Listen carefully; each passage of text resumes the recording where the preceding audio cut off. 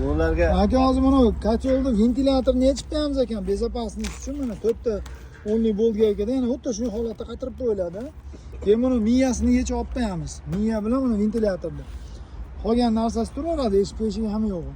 Mana miya bilan nima kartonda ichiga solib qo'yaman. ichiga solib qo'yamiz. Uni keyin yana joyiga qo'yib qo'yilaveradi. Miyada ham ikkita mana edi samarasi bor mana. Tepasida samarasi bor, uni bo'shatib turib ichiga solib qo'yamiz. Ichida bo'ladi. To'g'ri bosing. Assalomu alaykum aka, mana video qilib qo'yapmiz sizga.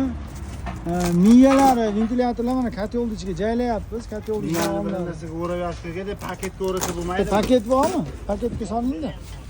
Paketga o'rash kerakda shu. Beraveraymi mana. Bo'lgan sizlarga mana jo'natib yuboryapsam, akamiz o'zinglar tomonidan aka, o'zinglarga to'g'ri kelib qoldi. Mana hozir joylayapmiz. O'zinglar mahallalarda sho'pirga to'g'ri kelib qoldi. Surxondaryo Denoga ketyapti-ku aka? Ha. Denoga jo'natib yuboryapti. Xudo xolasa yetib boradi aka, bir 2-3 kunda yetib boradi. Biladi o'zlar. Bilam? Ha, chetga. Ha, 2 kunda yetib borar ekan aka sizga. Bo'ldi. Asha akalar olib ketyapti. Maqsa aytaverasizlar, mana abjala beraman. Bu 22 nijniy ketyapti.